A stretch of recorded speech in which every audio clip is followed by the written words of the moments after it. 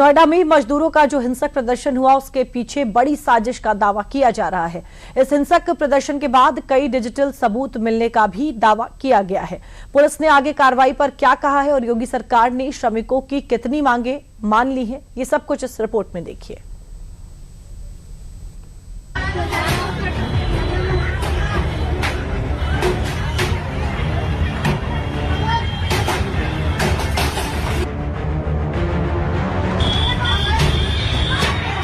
Police की गाड़ी पर बरसते ये पत्थर, लाठियों से पड़ती चोट और हिंसा के लिए आमादा भीड़। ये मंजर है देश के सबसे उभरते हुए शहर नोएडा का, जहां देश दुनिया की बड़ी बड़ी कंपनियों का डेरा है।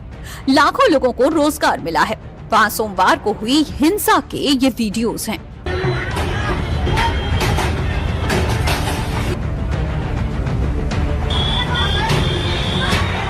वीडियोस में हिंसा पर उतारू उपद्रवियों की पत्थरबाजी की ये तस्वीरें हैं और हिंसा के बाद सड़कों पर पड़े पत्थर नोएडा में हुई हिंसा की कहानी को बखूबी बयां कर रहे हैं।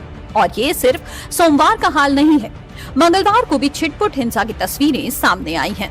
नोएडा यानी गौतम बुद्ध नगर में सैलरी बढ़ाने की मांग को लेकर फैक्ट्री कर्मचारी मंगलवार को भी सड़कों पर उतर आए।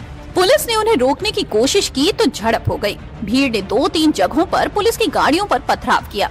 हालांकि पुलिस ने थोड़ी ही देर में हालात पर काबू पा लिया, जबकि इससे पहले ही सीएम योगी ने एक हाई पावर कमेटी का गठन किया था, जिसने मौके पर पहुंचकर सभी पक्षों से बातचीत की और अपनी घोषणाएं भी कर दी, जिसमें श्रमिकों की सबसे प्रमुख वेतन बढ़ाने की मांग को मान लिया गया।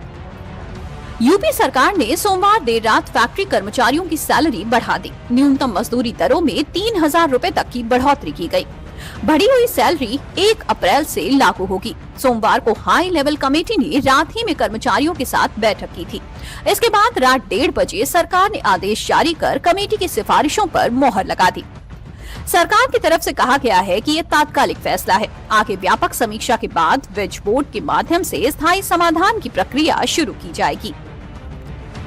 मैं माननीय मुख्यमंत्री जी का धन्यवाद देना चाहूंगी और हाई पावर्ड कमेटी का भी धन्यवाद देना चाहूंगी कि श्रमिकों की जो सबसे प्रमुख मांग थी वेतन बढ़ोतरी की, उसे मान लिया गया है।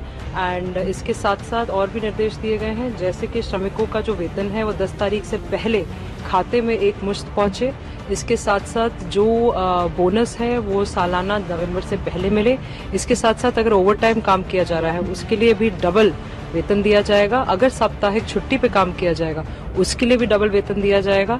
इसके साथ साथ जो यौन उत्पीड़न समितियां हैं हर जगह गठित करी जाएंगी, महिलाएं इनके अध्यक्ष रहेंगी और इन सब का जो नोटिस बोर्ड है उस पर चस्पा किया जाएगा कि कौन है, कहां आप शिकायत कर सकते हैं। इसके साथ साथ शिकायत पेटियां भी रहेंगी। इसके अलावा भी अगर कोई भी शिकायत किसी भी श्रमिक भाई बंधुओं की है तो हमेशा प्रशासन भी साथ में है, शासन भी साथ में है, कलेक्ट्रेट के भी दरवाजे खुले हैं।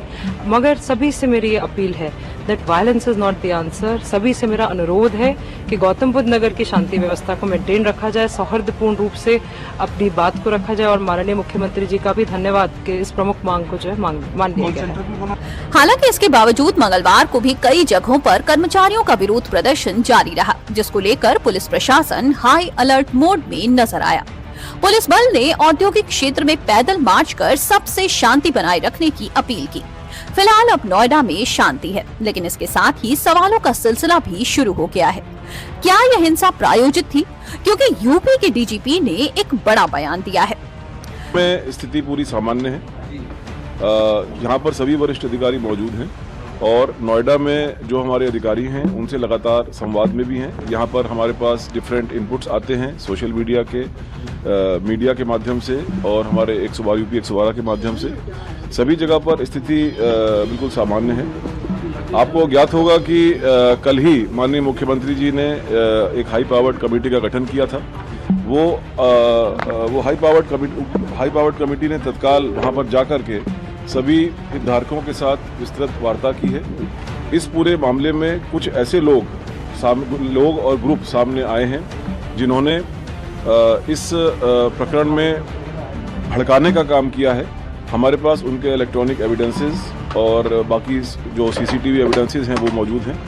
उनके आधार पर कार्रवाई चल रही है और श्रमिकों से हमारी यही अपील है कि उनको जो शासन है उनको जो भी उनका उचित वेतन है उसके बारे में उन्होंने निर्णय लिया है और उनसे हमारी यही अपील है कि वे शांति व्यवस्था बनाए रखें। इस पूरी घटना की गहन मॉनिटरिंग पुलिस की तरफ से की जा रही है। अब दावों के अनुसार ये पता चला है कि कोई एक ग्रुप है जो श्रमिकों को पीछे से उकसा रहा था। पीछे से बहुत व्यवस्थित तरीके से चीजों को आगे बढ़ाया गया। इसके लिए फर्जी ट्विटर और अन्य अकाउंट बनाए गए, जिसके माध्यम से लगातार श्रमिकों को उकसाने, फैक्ट्रियों में आगजनी करने के लिए उकसाया गया।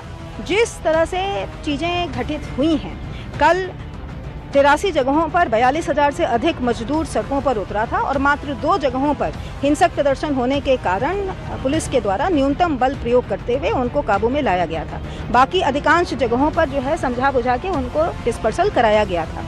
जो श्रमिक हैं, ऐसा पता चला है कि कोई एक ग्रुप है संगठित रूप से जो उन्हें पीछे से उकसा रहा है और पीछे से बहुत सिस्टमैटिक वे से चीज़ों को आगे बढ़ा रहा है।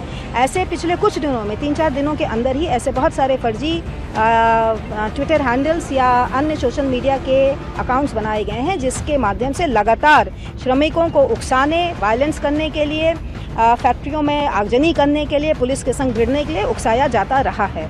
इसमें कुछ ऐसे भी कल 2 अकाउंट्स पता चले थे, जिसमें से कुछ तो बॉट हैं जो जेनरिक कमेंट डाल रहे हैं। इसका मतलब ये है कि संगठित रूप से पीछे से कोई कॉल सेंटर चला के या तकनीक का यूज़ करके इस तरह के ग्रुपों को उकसाने का काम कर रहा है।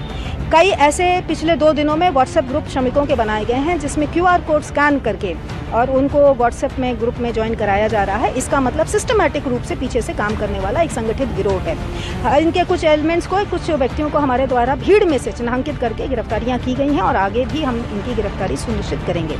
इनकी फंडिंग की भी जाँच होगी और यदि पाया जाता है कि इनको देश के बाहर से या प्रदेश के बाहर से फंडिंग प्राप्त हुई है तो उस दिशा में भी काम किया जाएगा।